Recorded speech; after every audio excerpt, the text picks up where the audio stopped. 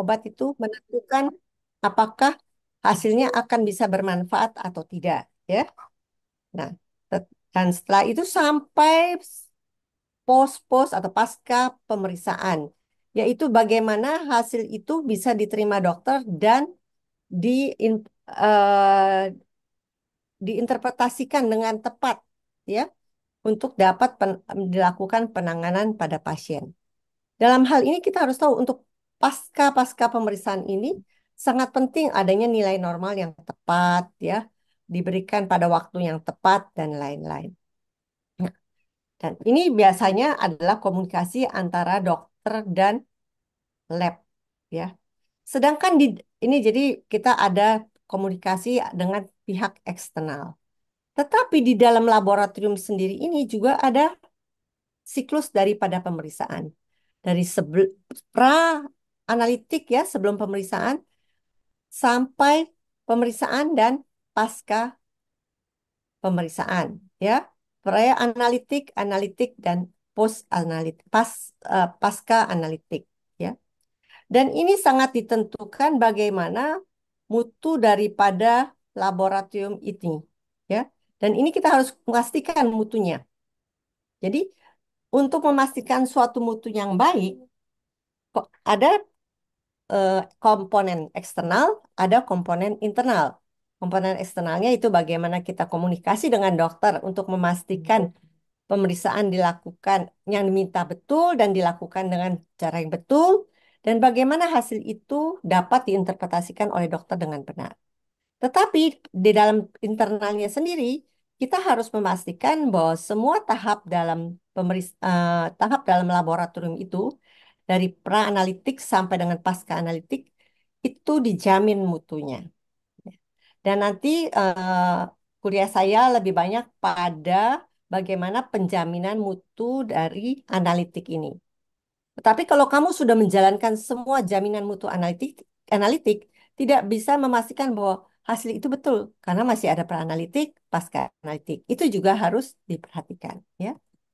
Seperti dan itu hanya dari dalam lab. Tetapi sebenarnya untuk memastikan apakah tahap pre-pre analitik sampai post-post analitik itu betul, itu masih ada hal-hal lain yang harus kita pastikan untuk penjaminan mutu itu. Kan di sini semua D4, ya. Jadi kita sudah tahu nih, proses itu tidak bisa, lab itu tidak pernah bisa berdiri sendiri, ya.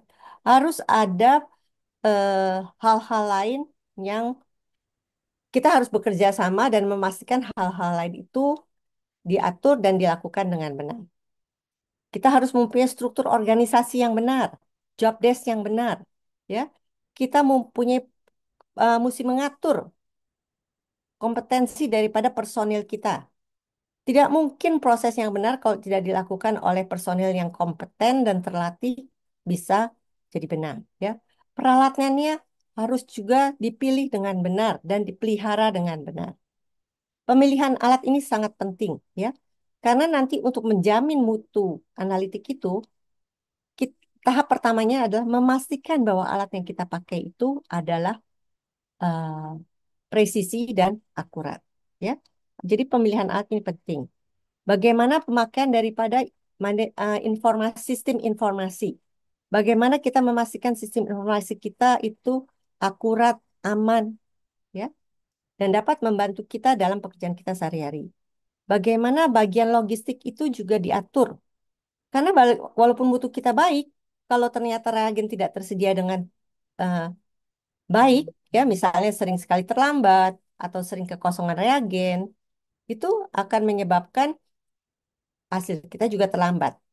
Hasil yang terlambat itu menjadikan hasil kita tidak bermutu karena tidak bisa penanganan yang terlambat. Hasil yang terlambat itu menyebabkan penanganan pasien juga menjadi terlambat, ya. Dan kita juga harus memastikan dokumentasi dan pencatatannya sehingga hasil-hasil kita ini dapat tertelusur, dapat kita telusur bagaimana hasil-hasil kita selama ini, bagaimana maintenance daripada alat-alat kita, bagaimana kontrol daripada alat-alat kita, ya. Jadi manajemen dokumen ini juga harus diperhatikan. Occurrence management ini adalah risk management. Bagaimana kita melakukan manajemen risiko agar didapatkan peningkatan yang terus-menerus dari mutu kita. Ya, ini assessment ini adalah bagaimana kita menilai ya. Jadi bagaimana kita melakukan audit dan lain-lain. Semua ini juga sampai kepada bagaimana kita melakukan pelayanan kepada pasien. Jadi mutu ini harus saling bergandeng tangan atau harus saling bekerja sama dan harus semua ini 12 elemen mutu ini harus dilakukan dengan benar.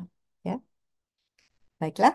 Eh, jadi dari tahap pre-analitik, analitik, post-analitik, dan post-analitik ini tidak pernah lepas dari 12 elemen mutu yang ada. Ya, fasilitas-fasilitasnya dan keamanan kerja juga. Fasilitas bagaimana kalau listriknya tidak stabil? Ya, bagaimana kalau internetnya tidak jalan dengan baik? Bagaimana kalau airnya tidak baik? Pasti juga akan mempengaruhi hasil. Ya.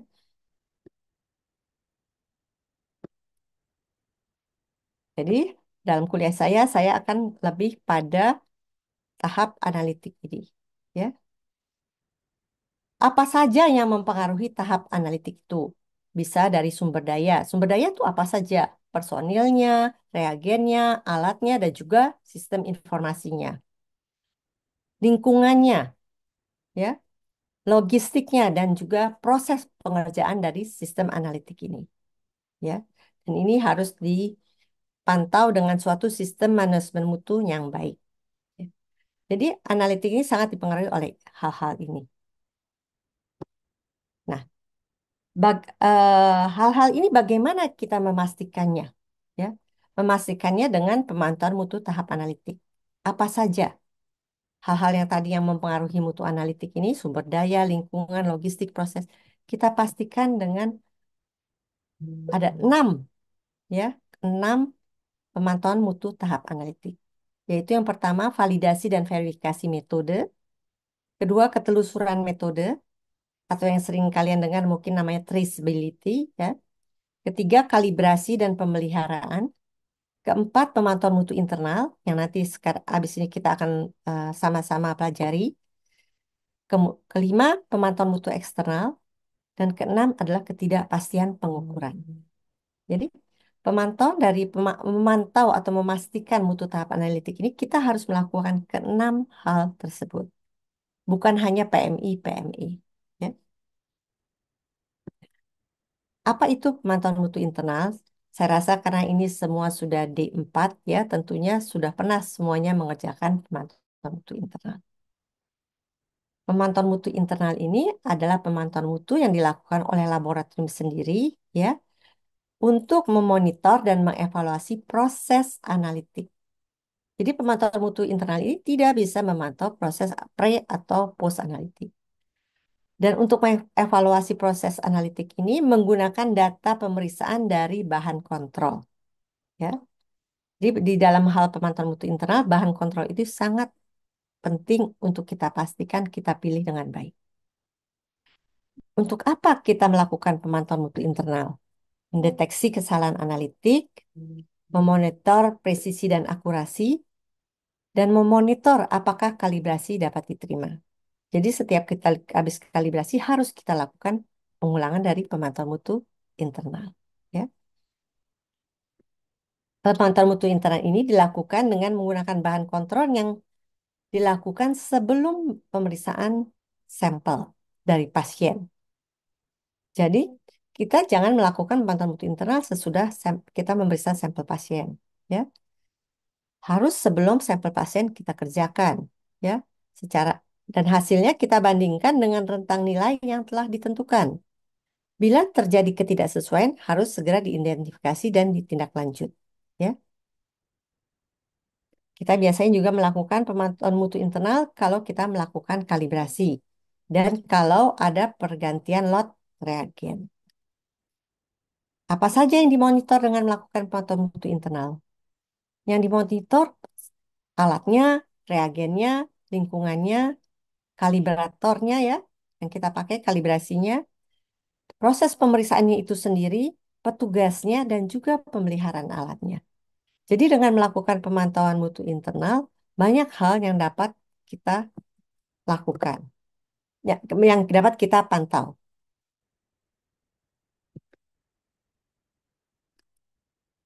Apa bedanya pemantauan mutu internal dengan kalibrasi? Kalau kalibrasi itu adalah menstandarkan atau mengkalibrasi suatu kondisi instrumen, lampu, reagen yang kita gunakan itu terhadap acuan tertentu, ya, terhadap reference. Dan ini kita menggunakan bahan kalibrator, bukan bahan kontrol. Bahan kalibrator biasanya hanya mempunyai satu nilai, tidak punya rentang nilai. Karena kita kan harus mengkalibrasi terhadap suatu nilai yang telah terstandar, ya, sudah tertelusur dan terstandar. Dan kalibrasi ini dilakukan biasanya begitu alat diinstal. Pasti kita harus kalibrasi dahulu. Setelah penggantian komponen alat, terutama penggantian komponen alat yang mempengaruhi hasil pemeriksaan. Misalnya lampu, tubing, kuvet, ya, itu kita harus lakukan kalibrasi. Setelah servis besar, ya, servis besar biasanya banyak sekali yang diganti. Dan juga kalibrasi kita lakukan bila pemantauan mutu internal tidak masuk karena faktor kalibrasi sudah tidak sesuai. Karena kita tahu dengan berjalannya waktu, kadang-kadang reagen itu mengalami sedikit penurunan, sehingga harus dikalibrasi ulang. Ya, karena stabilitas reagen itu kan setelah dari hari ke hari itu mungkin ada perubahan. Minimal kita lakukan kalibrasi 6 bulan sekali.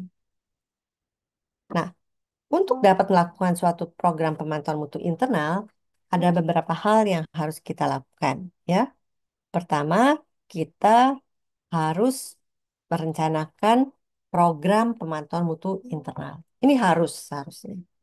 Karena kita harus tidak cuma melakukan saja, kita harus punya perencanaan, ya. Rencanakan apa? Pertama, memilih bahan kontrol. Kedua, menetapkan konsentrasi bahan kontrol yang mana yang mau dipakai. Ketiga, menentukan frekuensi cara melakukan pemantauan mutu internal. Terus bagaimana cara melakukannya, ya? Dan kelima adalah menetapkan bagaimana kita akan memonitor hasil dari pemantauan mutu internal ini. Dan yang keenam adalah menetapkan target kinerja. Apakah pemantauan mutu internal ini sudah memenuhi persyaratan atau belum? Rasanya kita sehari-hari sudah melakukan yang nomor 1, 2, 3, 4, 5 ya. Tetapi menetapkan target kinerja, banyak lab yang belum melakukannya. Nah, bagaimana kita memilih bahan kontrolnya? Bahan kontrol itu yang harus dipilih berdasarkan apa saja. Pertama, matriksnya harus menyerupai bahan pemeriksaan. Kalau karena kita memeriksa bahan dari manusia, sebaiknya matriksnya itu bukan matriks yang artificial atau buatan ya, tetapi matriks yang berasal dari manusia. Contohnya kalau kita menggunakan matriks yang bukan dari manusia, kalau kita ikut pemantauan mutu eksternal, kadang-kadang ada alat yang tidak bisa kan meriksa dengan benar karena yang digunakan itu bukan dari bahan manusia. Sehingga terutama kita lihat hitung jenisnya akan bermasalah, ya. Nah, itu oleh karena itu untuk pemantauan mutu internal pastikan bahannya adalah menyerupai bahan pemeriksaan kita yaitu bahan dari manusia. Jenis parameternya sebaiknya multi parameter sesuai dengan kebutuhan yang pemeriksaan yang ada di tempat kita. Kenapa harus multi parameter? Dengan multi parameter kita akan mengurangi kebutuhan bahan kontrol yang kita harus beli. Kita mengurangi langkah-langkah yang harus kita lakukan, harus berulang-ulang melakukan pemeriksaan, ya. Jadi seperti kimia dalam satu bahan kontrol ada sampai 10, 15, kadang-kadang 20 parameter. Dengan satu kali pemeriksaan kita bisa langsung memeriksa dengan satu bahan kontrol kita akan bisa memeriksa banyak parameter. Itu akan lebih hemat. Konsentrasi daripada analit atau parameter yang kita periksa. Harusnya kita bahan kontrol yang kita beli itu kita lihat apakah mempunyai kadar yang bermakna secara klinis minimal 2 level. Jadi ada yang kadar patologis atau kadar yang normal. Kadang-kadang ditanya kadar patologis yang mana yang dibutuhkan, yang rendah atau yang tinggi. Tentunya tergantung dari kebutuhan secara klinis. Ya, misalnya kalau kita mencari bahan kontrol untuk SGT atau SGPT, yang mana yang bermakna secara klinis? Tentunya yang kadar tinggi.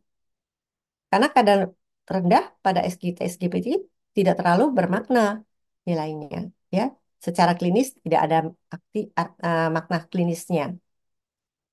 Dan juga konsentrasi analit yang terdapat dalam bahan kontrol itu harus ada nilai untuk alat dan metode yang kita pakai.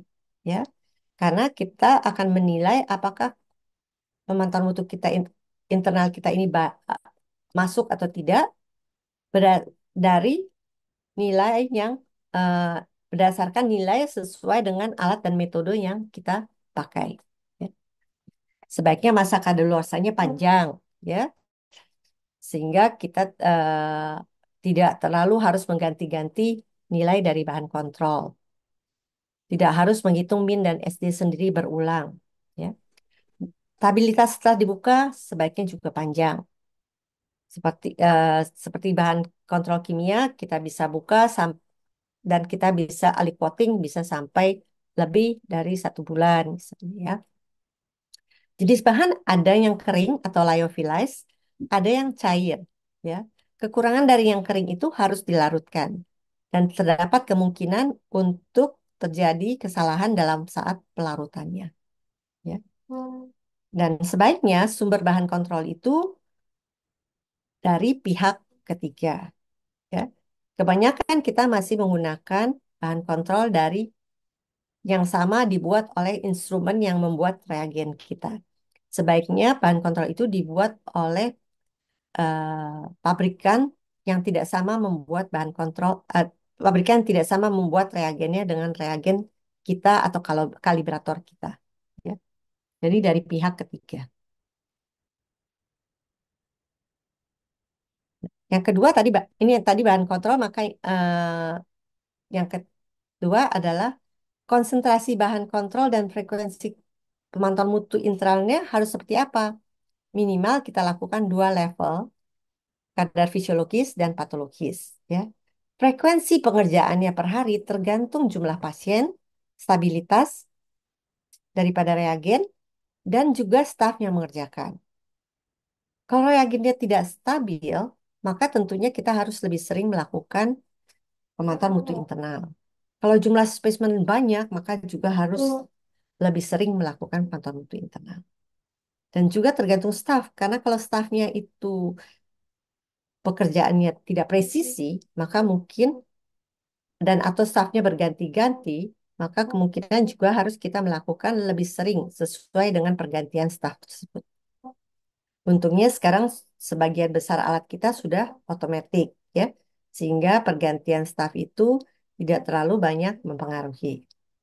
Minimal dilakukan per shift atau setiap jumlah pemeriksaan tertentu, misalnya 25 sampai 30 pasien, ya. Minimal 1 kali sehari. Dan yang bisa kita lakukan kalau kita sudah menghitung sigma, ya, nanti kita akan pelajari di kuliah 2-3 kuliah berikutnya. Kita bisa tentukan berapa kali kita melakukan pemeriksaan bahan kontrol itu berdasarkan hasil sigma kita. Kenapa kita harus minimal 2 konsentrasi?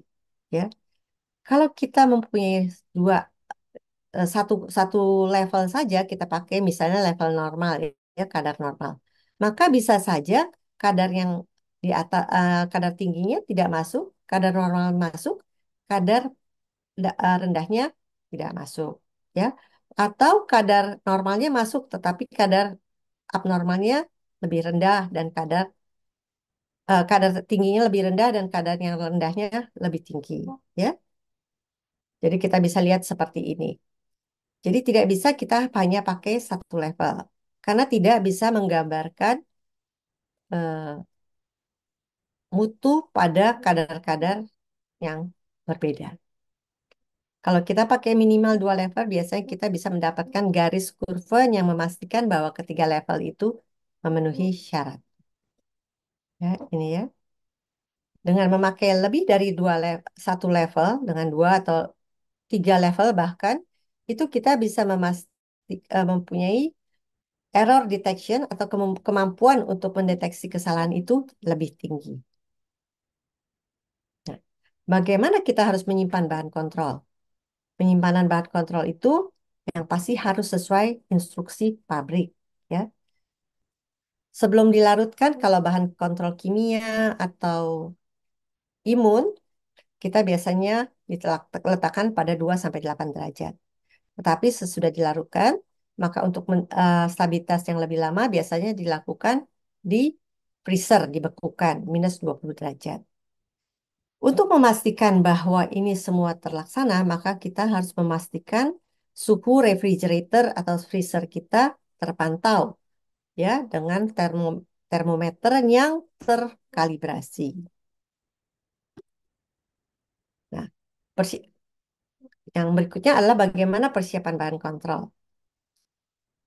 Pastikan bahwa kalau kita melakukan aliquoting bahan kontrol kimia atau HEMA, tabung penampungnya harus baru. Tidak boleh yang habis dicuci, bekas dan dicuci.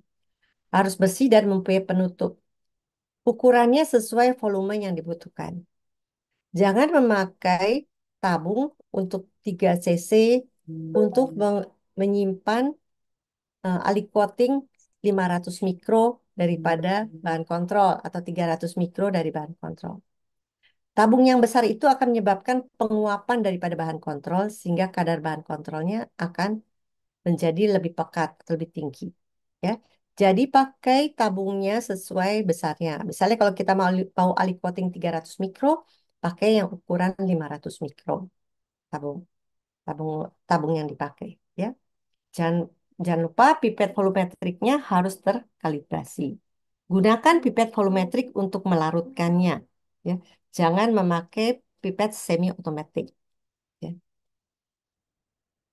Bahan pelarutnya, pastikan apa yang dipakai. Biasanya kita pakai Aquades atau deionized water. Ya. Dan kadang kita membutuhkan juga parafilm untuk memastikan tidak terjadi penguapan. Bagaimana cara melarutkan bahan kontrol? Sebelum kita larutkan, harus pastikan mencapai suhu ruang. Ya. Larutkan dengan volume yang sudah sesuai dengan instruksi pabrik. Homogenkan dan biarkan 15 sampai 30 menit. Membiarkan 15 sampai 30 menit ini sangat penting. Karena kalau kita tidak membiarkan 15 dengan membiarkannya 15 sampai 30 menit pada suhu ruang, itu akan terjadi seperti equilibrium ya, penyesuaian daripada zat-zat itu setelah dilarutkan. Karena kita tahu pemeriksaan kimia sangat dipengaruhi oleh pH dan lain-lain, ya. Jadi biarkan 15 sampai 30 menit baru kita lakukan aliquoting, ya. Tutup rapat dan diberi parafilm. Nah, yang jangan lupa juga adalah tuliskan nama bahan QC-nya, nomor lotnya, karena masing-masing bahan QC dengan nomor lot yang berbeda akan mempunyai kadar nilai yang berbeda, dan juga tanggal dilarutkan untuk menentukan stabilitasnya dan petugas yang melarutkan. Dan yang harus dipastikan juga, yang sering kali saya lihat kalau saya audit, yaitu diletakkan hanya dalam kantong plastik, jadi posisinya tidak tegak. Pas Pastikan kita meletakkan semua sampel bahan kontrol dan lain-lain itu kalibrator dalam posisi tegak. Ya. Bahan kontrol hematologi juga harus diletakkan dalam posisi tegak. Seringkali saya temukan kalau audit di dalam freezer atau lemari es hanya digeletakkan saja dalam plastik. Ya. Ini akan mempengaruhi pada saat kita melakukan bahan kontrol. Waktu kita homogenkan, kadang-kadang bahan kontrol yang menempel di tutupnya dan lain itu tidak terhomogenkan dengan benar, ya. Jadi pastikan bahwa diletakkan dalam posisi tegak. Ya. Sebelum melakukan pemeriksaan dari bahan kontrol itu, kita harus pastikan beberapa hal dulu. Pastikan alat sudah siap pakai, pemeliharaan sudah dilakukan, tidak ada yang eh, bermasalah karena belum kalibrasi, ya. Kalibrasinya masih valid. Kemudian reagen yang dipakai juga tidak kadaluarsa. Masih masuk dalam stabilitas setelah dibukanya. Sebelum dibuka, bahan kontrolnya harus biarkan mencapai suhu ruang. Jangan dikocok, tetapi dihomogenkan dengan dibolak-balik ya. Pastikan terhomogenkan dengan benar. Dan setelah kita periksa, kita catat. Ini semua pasti kalian sudah pernah kerjakan hal itu. Saya hanya melakukan reminding saja ya, mengingatkan. Yang ini yang harus kita pastikan juga dengan benar. Setelah melakukan bahan kontrol, kita harus melakukan monitoring dan evaluasi.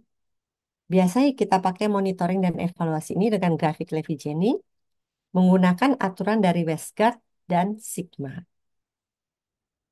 Untuk aturan Westgard dan Sigma dan grafik Levi-Jennings ini, biasanya kita pakai untuk pemeriksaan yang kuantitatif. Untuk yang kualitatif seperti pemeriksaan urin ya atau pemeriksaan rapid test, kita tidak menggunakan grafik Levi-Jennings atau aturan Westgard. Biasanya kita pakai uh, uh, post free and free ya, ada aturan free and free di mana kita ada batasannya berapa banyak boleh bergeser nilai-nilai kualitatif tersebut. Kita sekarang belajar mengenai grafik Levi-Jennings, Westgard rule dan sigma method. Nah, ini adalah grafik Levi-Jennings yang sehari-hari kita pakai ya. Biasanya kita untuk membuat grafik Levi-Jennings kita harus mengetahui min dan SD. Dari mana kita mendapatkan min dan SD itu? Ya, biasanya kita mempunyai kit insert bahan kontrol. Ya, sekarang sudah ada tidak ada kertas ya, karena semua sudah soft copy. Tetapi tetap saja isinya mirip-mirip. Ya, dari kita punya kit insert dari bahan kontrol tersebut. Kita di kit insert itu ada rentang nilai, ada min, ada SD. Seperti di sini ya, ada SD-nya, ada rentang nilainya. Kemudian ada satuannya. Kalau kita membaca suatu kit insert bahan kontrol, ada hal-hal yang kita mesti perhatikan. Pertama, kita mesti tahu dulu nama bahan kontrolnya. Karena kita tahu di laboratorium itu bisa ada bahan kontrol lebih dari 5. Kadang-kadang ada 10 bahan kontrol. Jadi nama bahan kontrol itu harus kita cocokkan. Nomor katalognya, nomor lotnya, dan juga tanggal kadaluarsanya. Harus disesuaikan. Di sini kita lihat ada nomor lotnya, ada nomor katalognya, ya, dan ada tanggal kadaluarsanya. Selain itu, kita harus memperhatikan parameternya. Ini parameternya ya. Metodenya, apa yang dipakai, ya. Kemudian alatnya, ya. Di sini ada alat Integra 400, ya. Karena untuk alat yang berbeda, kadar bahan kontrol bisa berbeda.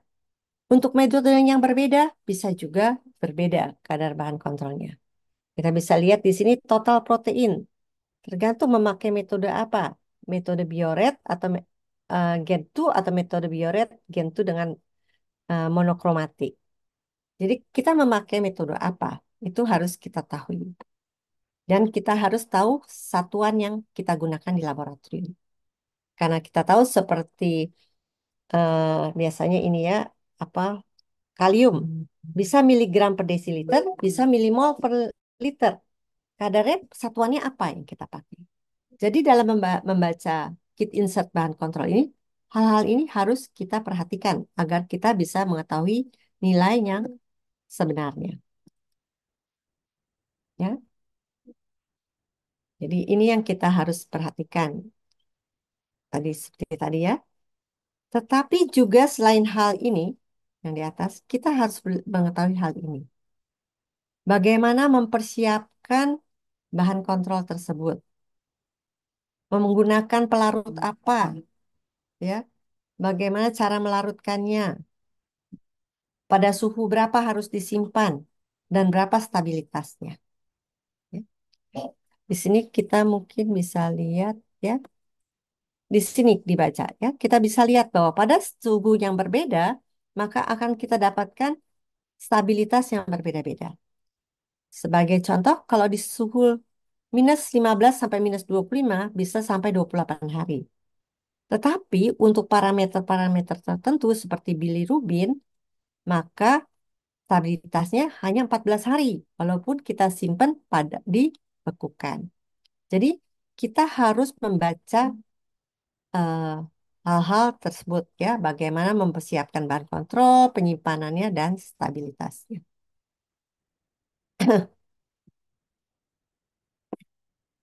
Kalau kita menggunakan kontrol dari pihak ketiga, seperti tadi yang saya sebutkan ya, kita sebaiknya menggunakan kontrol dari pihak ketiga. Kontrol dari pihak ketiga ini seperti Randox, Bioret ya, itu adalah bahan kontrol untuk banyak macam alat. Nah, dalam hal ini yang harus kita perhatikan adalah alatnya harus sesuai dengan alat yang kita pakai ya. Dan satu lagi, kadang-kadang kita lihat di sini kita bisa lihat ya, bisa terlihat kan ya. Di sini yang tidak ada dikata tidak ada satu SD-nya berapa, yang ada hanya rentang nilai. Nah, bagaimana kita menghitung satu SD-nya? Menghitung satu SD, apakah ini rentang nilai ini plus minus 2 SD atau plus minus 3 SD? Ini gunanya kita membaca kit insert. Ini saya besarkan dari yang bawah ya. Min dan min dan range-nya ini adalah plus minus 3 SD. Jadi untuk bahan kontrol ini plus minusnya adalah 3 SD. Ya, jadi range ini adalah min plus minus 3 SD. Tidak semua bahan kontrol mencantumkan rentang nilai min plus minus 3 SD. Ada yang min plus minus 2 SD. Jadi bacalah kit insert dengan benar. Ya. Kita harus menghitung SD kita sesuai dengan petunjuk dari kit insert. Kemudian yang kita harus perhatikan lagi adalah kalau kita menggunakan alat hematologi. Di sini tentunya teman-teman sudah pakai alat hematologi kan? Ada yang pakai closed system, ada yang pakai open system, ada yang bisa jawab. Nah, mungkin saya bisa tanya ya, siapa ya?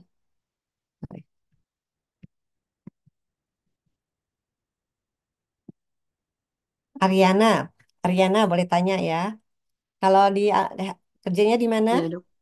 Saya di Rumah Sakit Cipto, dok. Tapi Di, kebetulan nggak pegang hema, dok, di patologi anatomi. oh oke, nggak apa-apa. Nah ya udah Rini. Siap, dok. Kamu di mana? Siap, dok. Saya di Batalion Kesehatan, dok. Alatnya pakai apa? Alatnya Hematologi. saya terakhir itu pakai King Hawk ya, dok. Alat hematologi. Siap, tapi sudah rusak, dok. Oke, sekarang hematologinya pakai apa? Jadi nggak running hematologi. Oke, boleh yang lain. Mbak Sugi, Sugiyati ya namanya. Udah. Ya, gimana? Pakai apa alat hematologinya? Untuk alat hematologinya pakai XN 1000 yang dari Sismed, dok. Oke, kerja di mana Mbak, Mbak Sugi? Saya di Mitra Keluarga Bekasi Barat, dokter. Oke, di Mitra Bekasi Barat. Nah, dengan Extend itu pakai closed system atau open system? Close, dok. Close ya, jadi tinggal ditaruh jalan sendiri kan? Iya, betul, dokter. Nah, kalau kita pakai closed system, maka mode-nya, nilai yang diambil ada nilainya close. Karena nanti di kit insert ini ada yang open, ada yang close kan? Kita harus perhatikan nilai yang mana yang kita harus ambil. Kadang kalau kita memakai alat yang open system, maksudnya open system ini kita harus membuka tutupnya, kemudian kita masukkan satu-satu sendiri gitu ya untuk hemat. Maka kita pakai nilainya open system.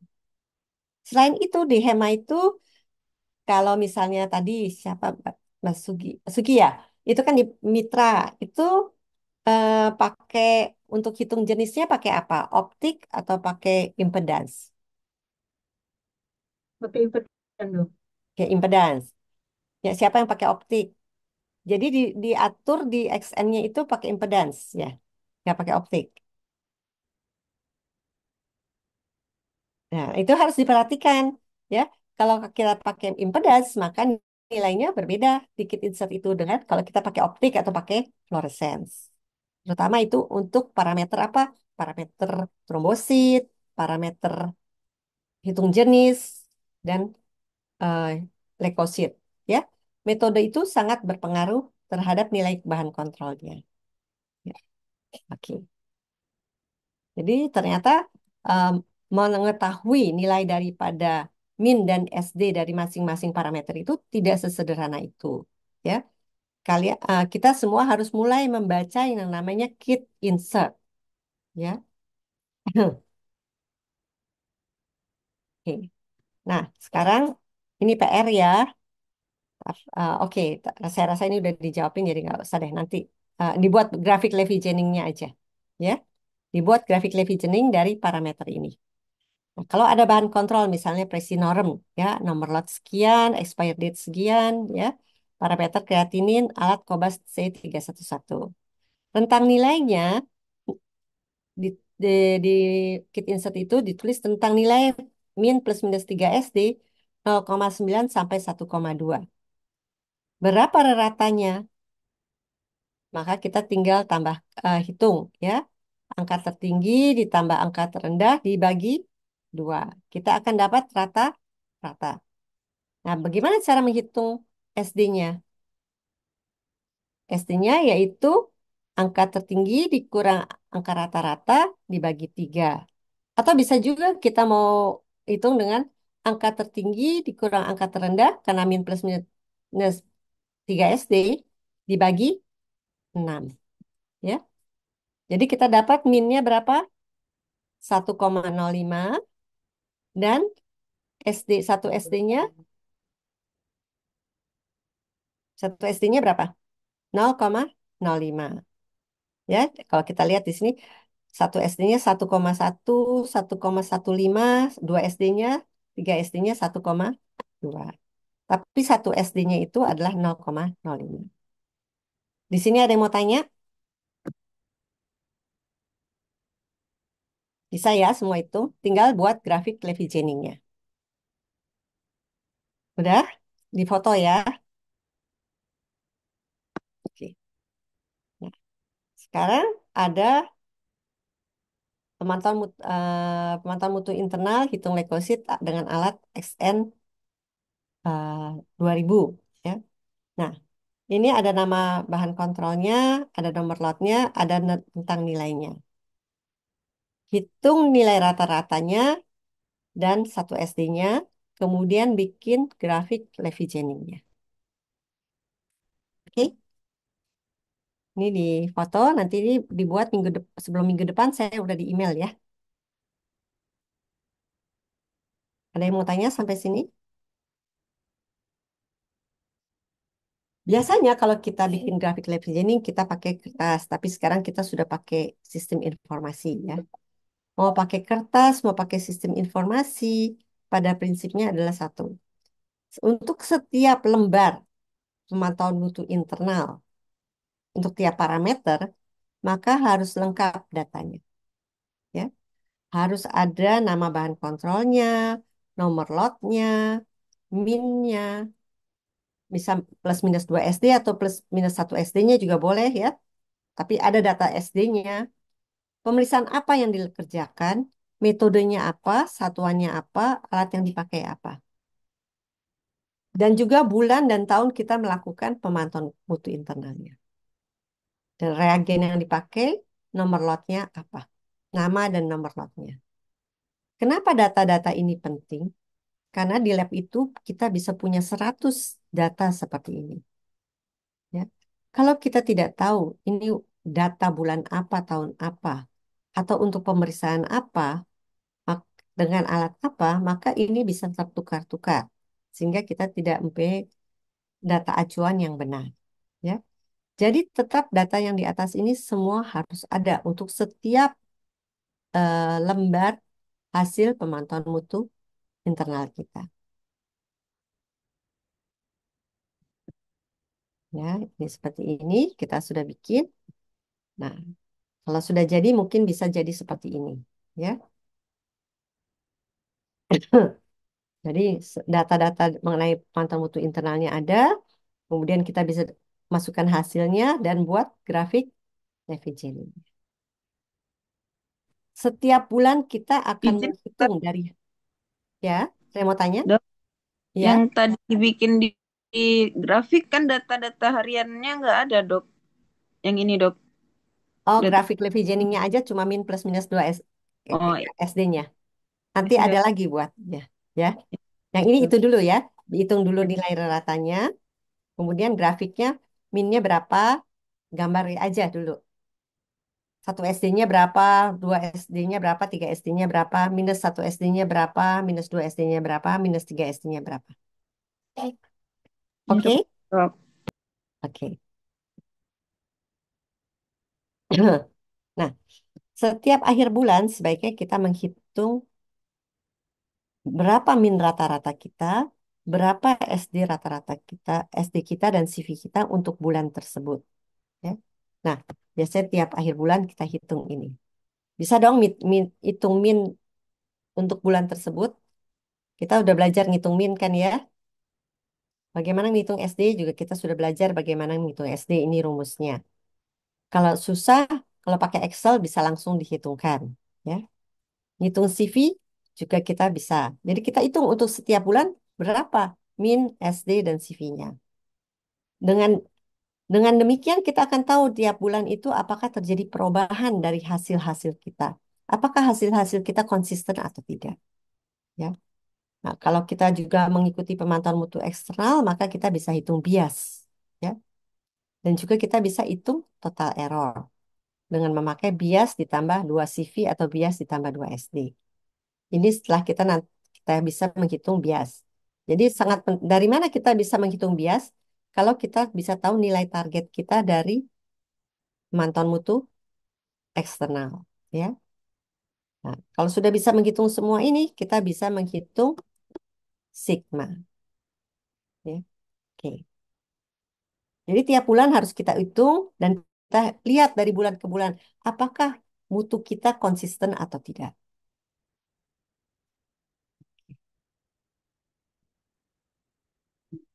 Nah, baru ini ya. Ini soal yang ketiga. Data ini bisa dimasukkan ke dalam grafik tersebut kan, yang sudah dibikinkan. Pertama kita harus hitung min, SD, dan CV dari hasil QC ini. Ya. Kemudian kita masukkan, kita gambar, eh, apa sorry, masuk pertama kali kita bikin dulu grafiknya. Ya, grafiknya bisa kan? Yang tadi kan soalnya udah dapat kan yang ini? Sorry, maaf ya. Ini udah dapat kan? Ya, udah dapat Dok. udah bikin grafiknya tadi. Nah, sekarang datanya tinggal dimasukkan yang ini. Oke? Setelah itu, ini kan untuk satu bulan nih. Saya itu kasih datanya 20. Hitung min SD dan CV. Kalau saya katakan biasanya 1,9%, hitung total errornya. Bagaimana rumus total error? Total error adalah bias ditambah 2 CV atau bias ditambah 2 SD. Ya, kalau satuannya persen, pakai CV. Kalau tidak pakai persen, pakai bias ditambah 2 SD. Karena ini biasnya pakai persen, maka kita bias ditambah 2 CV.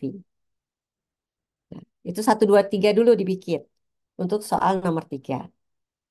Nanti berikutnya mungkin akan ada untuk yang 4 5 6 setelah saya mengajarkan mengenai Westcard Multi Rules Multi Level. Ya, PR-nya sampai saat ini adalah soal nomor 3, pertanyaan satu 2 dan 3. Ada yang mau tanya? Dok, pakai Excel boleh kan, Dok? Boleh. Iya, baik, Dok. Terima kasih. Ada lagi yang mau tanya?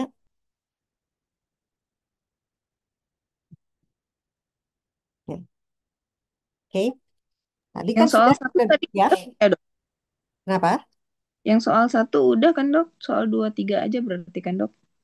Enggak, ini kan tadi kan baru bikin grafiknya doang. Bikin grafik saja kan, tapi belum mengisi data ini kan? Enggak, soal satu itu kan yang bahan kontrol presinorum tadi, Dok. Yang udah Oh, ada bukan jawabannya. maksud saya soal nomor 3 ini Ya, berhubungan dengan soal nomor 2.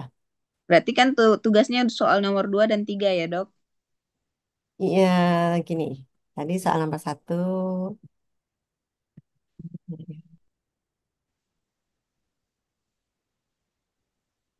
Nah, soal nomor satu ini, soal dari ini cuma bikin grafiknya saja. Kan udah dihitungkan kan oleh saya. Tapi grafiknya Iya, dibikin. Minnya di angka berapa, satu SD-nya, satu, dua SD-nya, tiga SD-nya. Oke? siap dong. Nah, kemudian nomor dua, buat grafiknya saja dari angka-angka ini. Oke? Nomor tiga, masukkan data ini di dalam grafik yang tadi kamu udah buat nomor dua. Oke? Kemudian hitung min SD dan CV dari QC ini. Bila biasnya 1,9, hitung total errornya. Ada yang mau bertanya?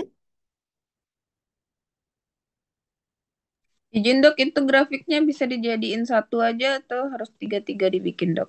Satu maksudnya ada tiga plotan dalam satu itu dok. Boleh, nggak apa-apa. Kasih dok. Mm, Oke, ya.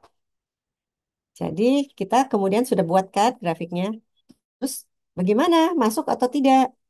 Ya, masuk atau tidak itu biasanya masih banyak yang pakai kalau keluar dari 2 SD tidak masuk, gitu ya. Itu bukan cara yang benar, ya. Kita harus menggunakan Westgard Multi Rules Multi Level. Ini Westgard Multi Rules Multi Level ini adalah cara statistik yang dipakai untuk menilai dan mengevaluasi hasil pemantauan mutu internal. Kenapa harus pakai multi rules multi level? Untuk meningkatkan deteksi kesalahan, ya, mengurangi penolakan palsu, dan bisa membedakan jenis kesalahan, apakah ini acak atau sistematis. Saya, nah, nah, kenapa kita, apa itu penolakan palsu? Ya, penolakan palsu adalah kemungkinan dengan suatu aturan pemantauan mutu internal terjadi penolakan terhadap hasil pemantauan mutu internal ketika sebenarnya tidak terjadi kesalahan, tetapi merupakan variasi acak dari prosedur pemeriksaan. Kita tahu kalau kita melakukan suatu pemeriksaan, nggak mungkin angkanya sama persis. Dapatnya 30 hari 1,3 gitu. Jarang sekali terjadi. Biasanya ada berbeda sedikit, 1,32, 1,31, 1,34, 1,30, dan lain-lain. Itu namanya variasi acak yang normal. Ya, karena adanya impresisi yang masih bisa diterima. Nah, dengan variasinya itu, satu dua SD ini lebih dari satu dua SD ini masih bisa terjadi sedikit di sini. Ya, kalau kita setiap satu dua SD kita tolak, maka kemungkinan itu sekitar setiap 20 sampel, setiap 20 kali melakukan pemantauan mutu internal, kita akan menolak. Ya, karena itu bisa terjadi sekitar 5% kalau kita melakukan itu. Itu namanya penolakan palsu.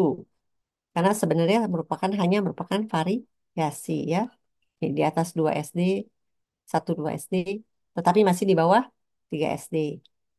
Masih bisa terjadi satu dalam 20 pemeriksaan. Kita harus merendahkan kemungkinan terjadinya penolakan palsu tersebut. Penolakan yang tidak perlu lah. Penolakan palsu itu kan penolakan yang tidak perlu dilakukan, ya. Sehingga kita mesti mengulang bahan kontrol dan lain-lain itu kan tidak perlu sebetulnya. Karena kalau kita tolak kan kita mesti cari kenapa masalahnya, mesti ulang dan lain-lain. Nah, kita mesti meminimalkan penolakan palsu. Kalau deteksi kesalahan itu adalah kemampuan untuk suatu aturan pemantauan mutu internal untuk dapat mendeteksi kesalahan. Jadi suatu aturan pemantauan mutu itu harus mempunyai kemampuan yang tinggi untuk mendeteksi kesalahan, tetapi mempunyai penolakan palsu yang rendah. Ya. Nah, dengan menggunakan Westgard Multi Rules Multi Level, bisa didapatkan penolakan palsu yang rendah dan eh, deteksi kesalahan yang tinggi. Apa saja Westgard Rules itu? Westgard Rules itu adalah 12S, 22S, 41S, 10X, 13S, R4S, atau 7T. S ini adalah SD, ya. Jadi 1, 2 S itu adalah mungkin saya. Nah, ini 1, 2 S ini adalah satu hasil kontrol di atas atau melewati 2 SD. Itu 1, 2 S. Ini jangan langsung tolak, kita cukup warning, perhatiin. Ini sudah terjadi 1 kali melewati 2 SD, tetapi masih di bawah 3 SD ya. Ini masalah nggak kita lihat, tapi tidak usah terus hasil pasien kita berhentikan dulu, tidak usah. Ya. 2, 2 S ini ada 2 hasil bahan kontrol melebihi 2 SD, ya, melebihi 2 SD atau minus 2 SD, tetapi kurang dari 3 SD ya. Dan ini seharus terjadi berturut-turut, ya. Ini mesti. Nah, dengan ini adalah namanya ini berturut-turut ya. Sorry.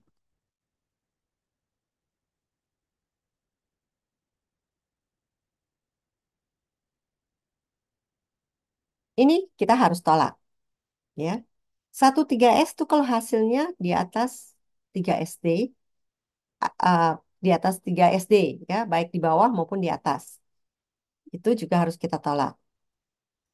41 S kalau 4 hasil kontrol berturut-turut lebih dari 1 SD pada sisi yang sama. Itu juga ditolak. 10X itu adalah 10 hasil kontrol berturut-turut ada pada satu sisi yang sama dari rata.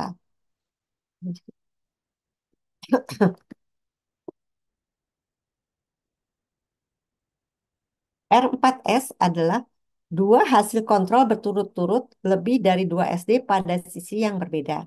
Kalau tadi pada sisi yang sama ya, ini pada sisi yang berbeda. Ini harus kita tolak ya. Ini adalah rules dari Westcott ya. Jadi ini rules. Nah, apa yang 7T? 7T itu adalah hasil berturut-turut makin lama 7 kali berturut-turut makin lama makin tinggi atau 7 kali berturut-turut makin lama makin rendah. T itu singkatan dari apa? Tren, ya.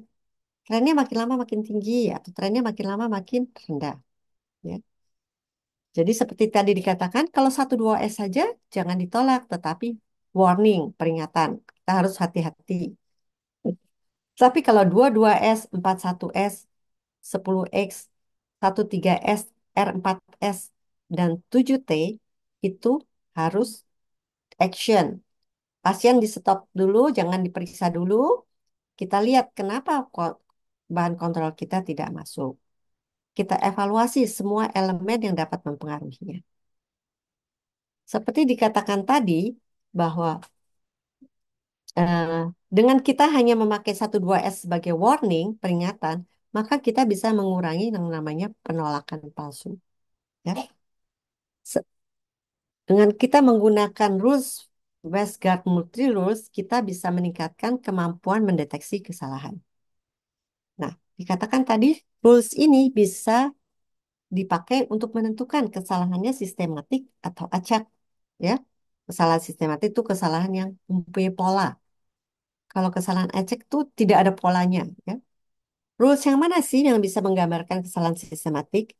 Yaitu 2, 2 S, 41 S, 10X, 7T, dan shift. Ini shift itu kalau nanti saya kasih tahu ya.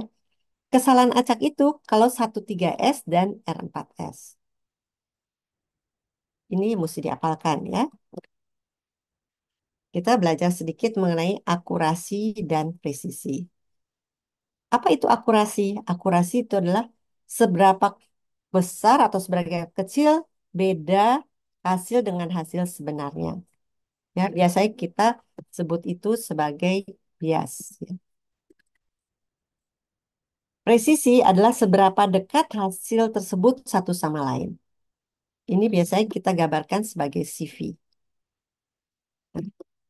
Kita lihat di sini, kalau kita punya gambaran seperti ini, maka kita lihat hasilnya di dekat satu sama lain. Maka ini namanya presisi. CV-nya kecil, ya. Tetap biasanya bagaimana? Bagaimana dengan hasil sebenarnya? Dia dekat dengan nilai minnya kan, dekat dengan hasil nilai minnya. Maka ini namanya biar akurat, ya. Jadi hasil-hasil yang ada di dekat dengan nilai sebenarnya, nilai minnya itu akurat dan dia mempunyai presisi yang baik, ya. Hasilnya satu sama lain dekat. Kita akan lihat nanti tadi adalah CV dan biasnya kecil.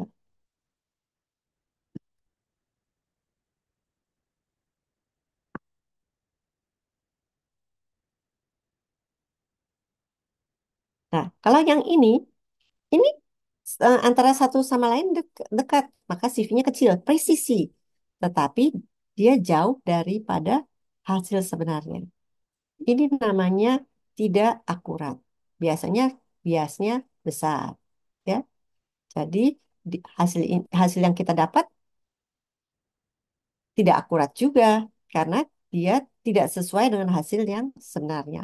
Walaupun kita lihat CV-nya kecil.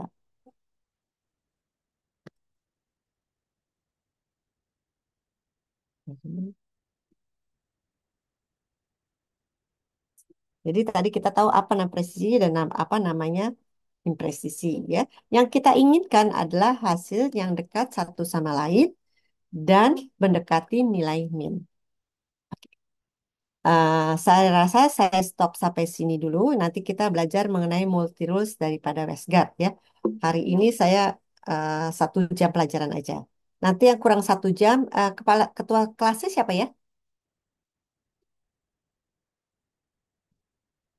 Ketua kelasnya siapa? PJ-nya Mbak Mina. Adanya PJ sih, Bu. Iya, PJ kelasnya. Saya, Bu. Saya, Dok. Maaf. Siapa? Mina, dokter. Nina. Iya, Mina, Mina. nanti yang kurang 1 jam ini saya kasih ganti hari ya. Baik, dokter. Biasanya kamu ada hari apa? Eh, Jadwal yang kosong maksudnya, dokter? Eh, eh, Kalau SMM itu, kalau di jadwal dari kampus di hari Kamis, dokter, atau Jumat. oke, nanti Dan tinggal minggu Kamis depan, mungkin. Ya, iya, minggu depan kemungkinan Kamis yang kosong, dok. Jumatnya ya, ada praktek SMM. ya Mak- udah. Nanti ingatkan saya ya. Baik, Oke. untuk eh, eh. jamnya nanti konfirmasi kembali, dok. Iya. Ya. Oke, ada yang mau tanya sampai sini? Dokter, maaf mau tanya, yang tugas itu nanti di kan dibuat di Excel, dokter, terus Hmm. dikumpulkan ya, dok. Iya, kumpulin. Em, dari link Google Drive aja ya, dok ya, dikirim. Oh iya, jangan pakai Google Drive aja. Jadi jangan email satu-satu ke saya. Oke, nanti kamu dikumpulkan oleh PJ-nya. PJ-nya kirim satu file ya. Ya, Ada nama-namanya kan? iya ada namanya, dokter. Hmm. Baik, dok. Ada lagi yang mau tanya yang lain? Dokter izin Izin tanya, bertanya, dok. Boleh. Siapa nih? izin tanya dokter dengan Menteri dokter izin. Dokter izin untuk aturan Westgard untuk yang kesalahan R4S itu harus satu level ya dokter izin atau bisa level low sama high misalnya nih level low itu didapatkan eh, satu satu 0,52 SD terusan high itu eh, min 2,7 itu bisa dikategorikan masuk ke R4S nggak dokter izin? Tidak. Kalau R4S itu harus dalam satu level. Oh, siap dokter. Ya, terima kasih. Makasih. Ada yang lain? Dok, izin bertanya, dok. Oke. Yang 41S sama 10X, dok. Kan di 41S itu bedanya apa sama 10X ya, dok? Kalau Empat. soalnya di 41S kan kita udah tolak tuh, dok. Ya, kalau misalnya gini, hasil hari ini minus setengah S. Besok plus 1,2 min 1,2 SD. Hari ketiga min 0,7 SD. Hari keempat eh, min 1,5 SD. Itu belum ditolak kan? Ya kan? Tuh. Iya, dok, Tapi karena udah SD. kemudian hari kelimanya min 0,5 SD. Hari keenamnya min 0,8 SD. Hari ketujuh min 1,5 SD. Sampai 10 hari lebih dari setengah kan? Terus begitu. Itu 10X. Berarti dia di nggak harus udah berdekatan kan, dok? Ininya Harus terus-menerus. ya, tapi nilainya nggak harus berdekatan gitu, dok. Titiknya boleh Enggak. bawa SD min 1 SD atau di di atas plus 1 SD gitu. Yang penting 10 kali gitu ke arah ke minnya arah ya. yang sama. Ya arah minnya sama kan dok? Iya, itu Kan? sampai 10 hari kalau dia masih ada yang min setengah, min 0,4. Tetapi kalau hari ini min 1,5, besok min 0,12 SD, besoknya lagi min 0,1 SD, besoknya lagi min 1,7 SD. Hari keempat pun udah stop. Itu 41S ya dok? Iya, betul kan? Siap dok. Soalnya kemarin Oke. sempat. Berarti kalau 41S itu dia dalam ruang SD-nya yang sama dan arah minnya juga sama ya dok? Iya, betul. Makasih dokter. Sama-sama. Ada lagi yang mau tanya? Dokter, maaf, yang 10X itu masih kurang paham sih, Dok. Jadi dia tuh trennya harus di, misalnya di minus semua atau di atas semua gitu ya, Dok ya? Iya. Jadi kalau 10X, 41X itu harus pada arah yang sama. Meleb 10X pada arah yang sama pokoknya di atas min,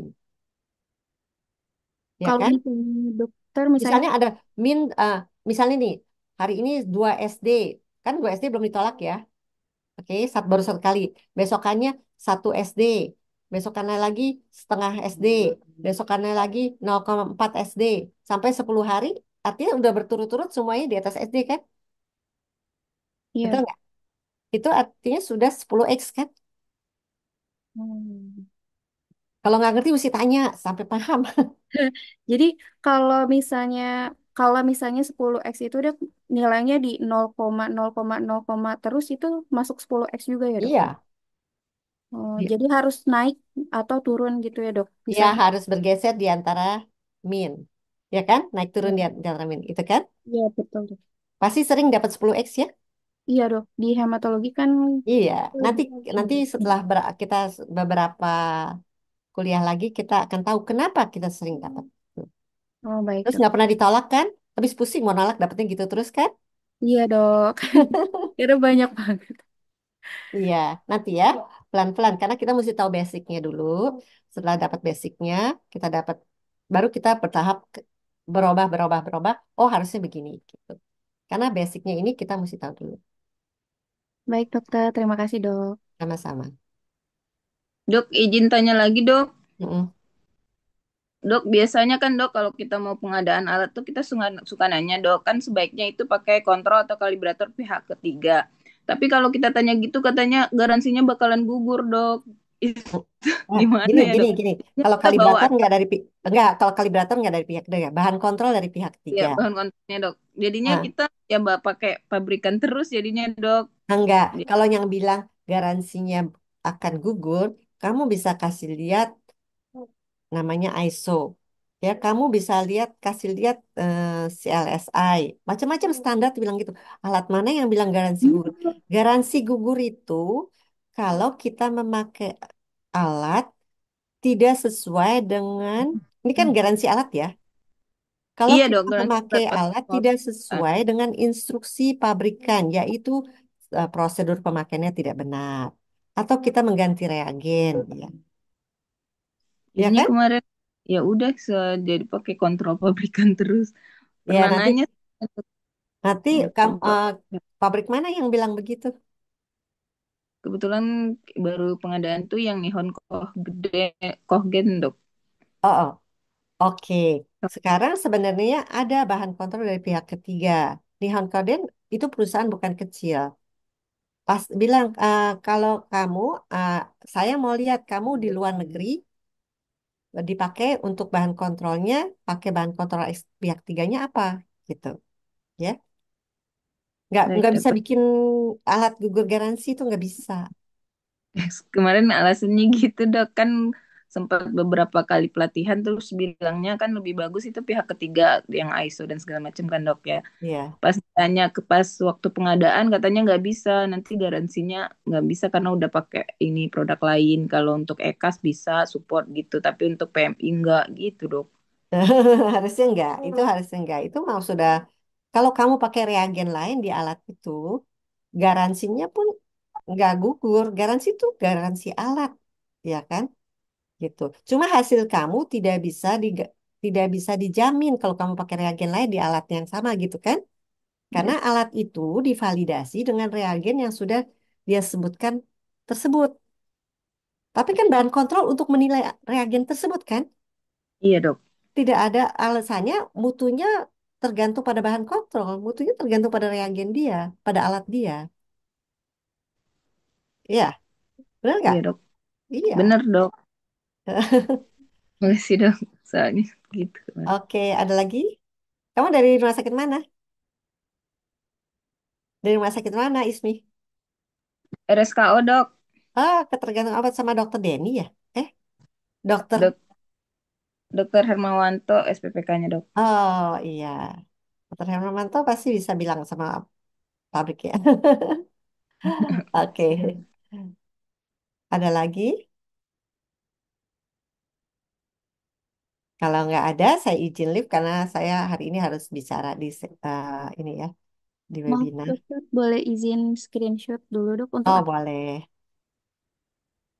ya, di screenshot dulu ya, teman-teman.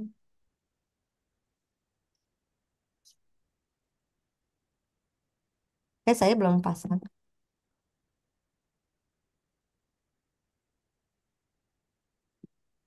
Slide pertama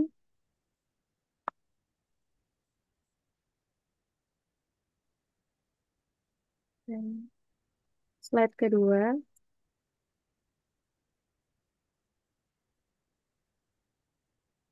Ada atik ya? Slide ketiga. Dok, ada dok. Apa kabar dok? Baik, apa kabar, Tik? Alhamdulillah, baik dok. Udah lama gak ketemu dokter. Iya nih, datang-datang ke Premier. Kemarin pada rame-rame datang. Aduh, susah dok jadwalnya. Pagi terus, masuk terus. Tambah Oke, kuliah. saya boleh live nggak nih? Sudah, dokter, Oke, izin. makasih banyak ya. Selamat Terima kasih, pagi. dokter. Pagi, Pagi, Terima dok. kasih, Terima dok. kasih. Makasih, makasih dok. Terima kasih, Dok. Izin live ya rekan-rekan. Ya, Mau kemana sih? udah selesai, nanti di share link Google Drive-nya ya. Makasih. Lanjut webinar. Oh iya, webinar. Webinar. Oh iya, pejuang SKP. Ngerjain ujian deh.